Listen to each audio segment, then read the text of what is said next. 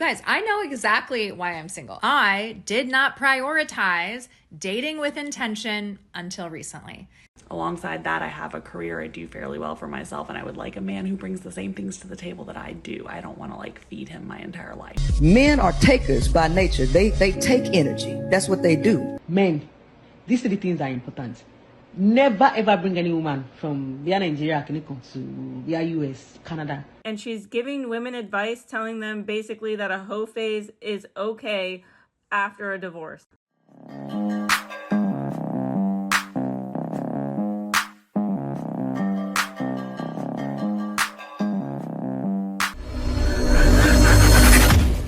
Hey guys, welcome back to More to Life. Before I get into this video, I ask that you like, comment, subscribe, also smash that notification bell just to be sure you get on my videos as soon as I release them. Let's get right into this. You guys think that I'm in the dark as to why I'm single. You think I don't know? I get this comment all the time. No wonder she's single. I bet she wonders why she's single. You guys, I know exactly why I'm single. And I've explained this in other videos, but I'm going to wrap it all in a little bow for you. It's simple. I did not prioritize dating with intention until recently. And am I going to find a husband overnight? Well, that would be nice, but I don't think that's healthy or makes a lot of sense to do. So there's nothing wrong with me for still being single at 38. What was I doing instead? I was living my life, building a career, and just enjoying life as it was. Did I still want a husband? Absolutely. And I thought back then I was searching with intention, but I now You thought back then you'll be pretty forever.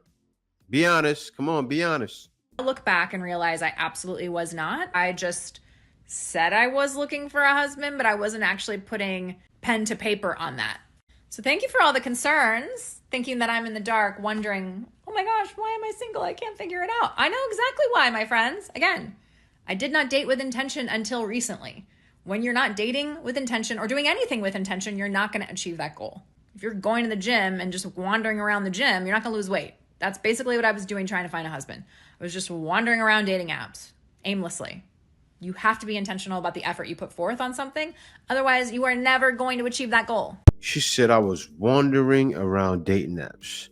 I'm going to be honest, and I'm sure everyone watching right now can be honest. I can tell 10, 15 years ago, you were smoking. I can tell. She thought and felt, as she said, wandering around dating apps. She didn't been with so many guys. I gotta let you know what. I'm looking right now at the man she thought would come to her rescue.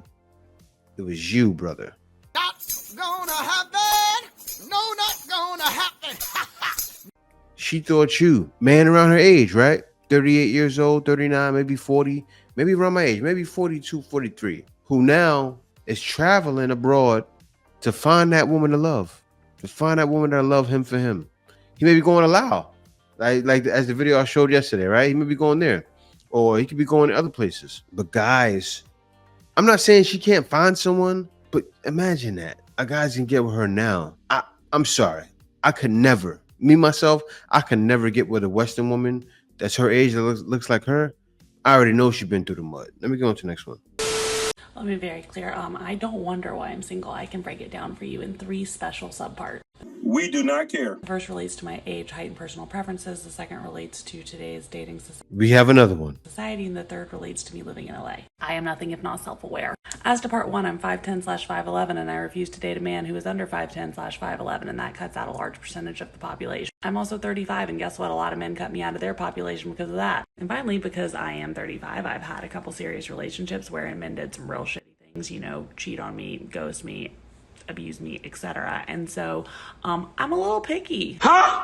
Alongside that, I have a career. I do fairly well for myself, and I would like a man who brings the same things to the table that I do. I don't want to feed him my entire life, which again brings the population down to, and on top of that, they have to like me and I have to like them, and I also have to meet them, and they have to live somewhere around me, and I have to bump into them in the road on the dating apps, at the bar, etc. So again, that's problem number 1. Problem number 2, as I've said 5 million gajillion times, and the dating apps really screwed us. COVID has made people socially uncomfortable. COVID has made people think that the grass is always greener. It's made them rely on the dating apps. It's made them think that the dating apps are the only place that they can meet somebody. Therefore, people are awkward in person. They don't hit on each other the same way they did before. They don't socially interact the same ways they did before because A, COVID, B, the apps.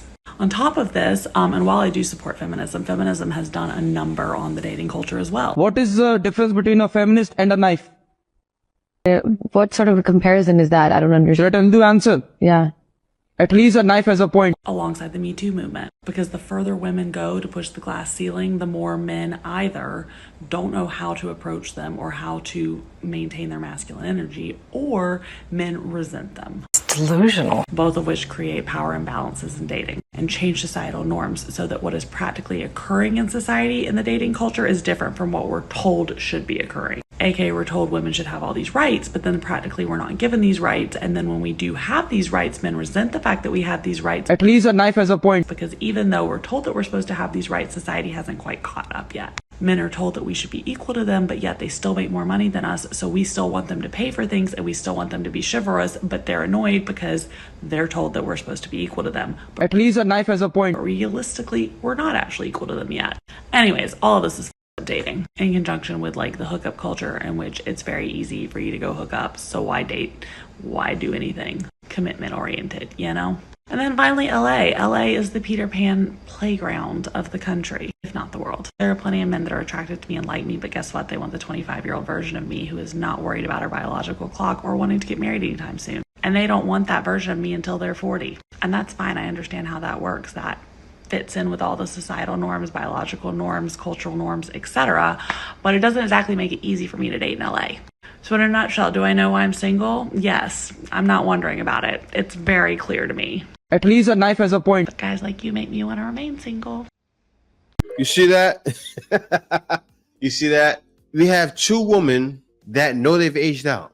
They've aged out of the date market and they're happy with it. Now, number two, she's 5'11". She's going to have a very long road ahead of her. And she knows it. At least she's accepting. I'm happy about that. I got to give her a hand clap to that. Women are starting to accept. And it's good because it's going to be a long winter. Let me hop on to the next one.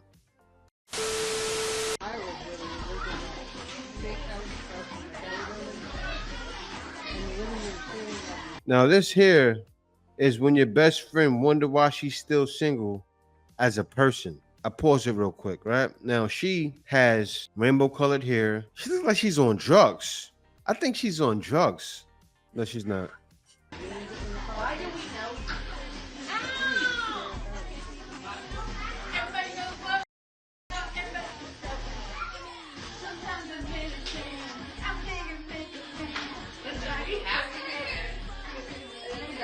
I mean, I don't know. A lot of guys would love to hang out with her, but you know what?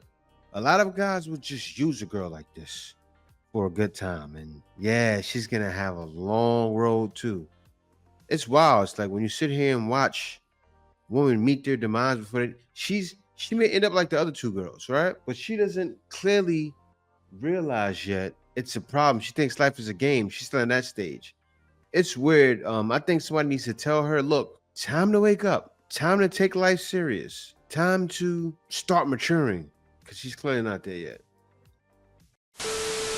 There is nothing wrong with your post-divorce hoe phase, as long as you understand who you really are. If you're someone who's more like me and can easily get emotionally attached or just like fall in love with everybody, then a hoe phase probably isn't going to work out well for you. But if you know that you can scratch that itch, that need to be said again and again with fierce conviction. Know that you can scratch that itch. I will not look for you. I will not pursue you. And just have fun and not get attached, then do your thing. This woman literally has coach in her username, and she's giving women advice telling them basically that a hoe phase is okay after a divorce. Listen, I will preach all day long that if y'all want to be hoes, but do not get upset at the men that want nothing to do with you because your body count is too high. The reason that men care about body count is because it's a reflection of how you treat yourself and your self-respect and your dignity. It's not just about the number. And let's be freaking for real about what actually happens is that these women get out of these so-called hoe phases and they find somebody that they're ready to settle down with. And guess what? When he wants nothing to do with her because her body count is too high, now she's upset. It's not my fault. There's consequences to your actions, but the problem is so many women do not want any consequences to their behavior. So when men hold them accountable, now they're the pieces of. But I digress. These relationship coaches are giving women advice. What happened to just like telling women to go pick up a hobby? Why are we encouraging women to sleep around as a form of healing or moving on? Like, how can you honestly give advice for someone to basically be a hoe, but then you turn around and say that it's not for you and it's not something that you could handle, but you do it and you're a coach? Okay, bye. Well, she cleared it up. Men are trying to wonder the same thing. What women don't realize is men are watching. Men are watching every single thing women are doing and saying, man, I wonder who's not like her. That's a thing. That's a known thing for probably the whole population of America. Even women that become good girls a lot of times go through that same phase. Not all of them, but a large majority. So you have to understand why a man feels like, where do I find my girl? Where do I find a girl that I can trust? Right? Because so many women go, oh, and they say it too. I don't like a man who cares about high body count. If a man doesn't care about high body count, that's why none of your relationships work, because you have a high body count. So a man wants to make sure the relationship's going to work with you. If you build with more than 5 people, most likely you won't be able to match, or you won't be able to stay with them because you've had too much. You're a person that's in plenty. You've had too much, and by too much, meaning too much penises. That's what you had too much of. And guys don't want that. Let me go on to the next one.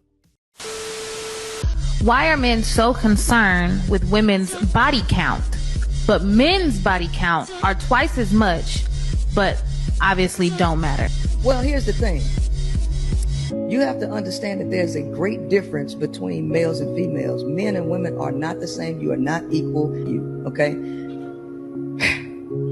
Men mark their territory. The higher your body count is, the less likely he can bond you and bind you to him as his property, right? Men are takers by nature. They take energy. That's what they do. So the more men that you're with, the more value you lose, because you got so many men taken from you, right? After they done took so much from you, what do you have to offer after that? Nothing. So, as a woman, why would you want a high body count? Why would you want so many men taken from you so that you can be depressed? You can have anxiety. You can have all of these demons inside of you. And that's exactly what happened. And I'm surprised it's coming from her, right? She calls herself Princella the Queenmaker. She's right about that. She does give women a whole bunch of horrible advice, right, on how they should be leaders, they should lead men, which is totally wrong. Her thought process is a little flawed with the way she thinks about women controlling men, but she's right about this. Women have to understand it's a lot that goes into play. And that's the reason why a man can't be with you, because you're so many people at once. At one moment, you're like, I love you. One moment, you're like, I hate you. One moment, you're like, I can't do without you. One moment, you're like, you're five, 6 different people at once. And men just can't deal with it. To be sincere, this is not even me trying to be whatever you guys call me. It is what it is. I'm just saying the truth. If I have a brother that lives in the US, I would never allow him bring a woman from Nigeria. God bear me witness. Kò ní ṣẹlẹ̀. Atogun àtèpè. To I come alone, red and white candle, blue candle, black candle, fún yín kó má walk in wayasi kò ní work, because I will not let my brother bring something that will land him in a mental facility. Ọlọ́run ò ní jẹ́. I will never allow my brother bring any woman from another country to any country to Bawa.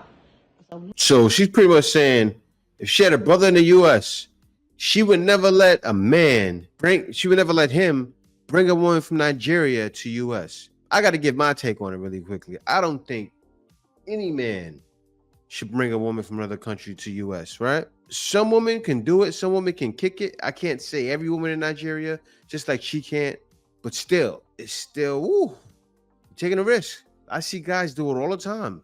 It works out for some guys. They take their Filipino and bring them back to the West. Can it work? Yeah, it can, but you're taking a risk. Let me let it finish. Don't let you send him out of the house to the streets to mama or suicide. Another thing is, if I was a man and a made man, I would never marry any woman without us signing a prenup. I will, I'm saying this from the bottom of my heart. I will never ever marry any woman without us signing a prenup. And let me tell you, I love you so much. You are my wife. You are my backbone. You've been there for me. Long go, like tell for long, but she DNA test. Men. Attention! These three things are important. Never ever bring any woman from via Nigeria to via US, Canada. That be the end of you. Do not marry any woman without signing a prenup. Wedding is a business now. Do not marry any woman without having a sign a prenup. Run DNA test. This paternity fraud is getting out of hand. Run DNA test. Women of this generation don't get conscience. That's why I'm surprised sometimes when they say cheats is a deal breaker for them. Coming from generation, we fuck anything. What independence means to around. To them, if you have your money as a woman, you're supposed to buy dick and all. This generation is shit. Woo. So she's this woman. That's like she was watching Red Pill content all night, but she knows because she's a woman. She deals with other women, but she said it, and she said that's happening in Nigeria. She said, "Don't bring a woman from Nigeria. Make sure you get a prenup, and make sure you get a paternity test, no matter what." It sounds like all the videos I make. She's speaking and spewing, and it's what guys need to hear. Her accent throws it off a little bit, but she's right on the money. And I say the same thing. I second it. It says, do not relocate your partners abroad. A broad-based lady shares why. She's right. What happens is a lot of women have motives that you can't see. You won't see those motives sometime in a year. Me, I placed myself in the Philippines, and I almost knew right away. I knew because before that, my wife showed me so many ways why she was the one. She's even the reason I was working online. She introduced me to the site, right? She gave me money before I ever gave her anything. There was a lot of reasons why I knew she was the one. And then when I came here, I told her, I said, babe, she was shocked when I said it, but a lot of guys know because I said on my Black Filipino channel, I said, I don't love you. She was wondering why, because I don't know you. And you have to understand, especially if you talk to a woman online, when you meet them, you don't know that woman. You just met her. So when I first came out here, I took a time. I knew after a year, I could be with her forever. And then the years fly by. That's what you know. When you're in a good relationship, time flies by. And guys, time flew by so fast. Today, I got married on March 20th, 2016. What's it now? It's March 20th, 2024. This is my 8-year anniversary. And I know my baby's going to be editing this. So as you see this edit, happy anniversary. And guys, thank you for wishing me a happy anniversary. I'm going to go out right now and have a night on the town and have some fun. But I wish the same for you guys, right? And as she said, don't bring them out. I never left. I seen how much better it is. I seen how much different it is because out here, there's no GMO food, right? There's no fake veggies. It has pesticides, but it's not fake. So the living's better, everything. My wife treated me better. Everything I got was better. And the years flew by. 8 years later, guys. Thank y'all for watching. Before I go, I want to thank y'all. And I say, be sure to like, comment, and subscribe to make sure you don't miss any of my posts. And see y'all next video. This is the way. Passport, bro. Passport. No. Answers come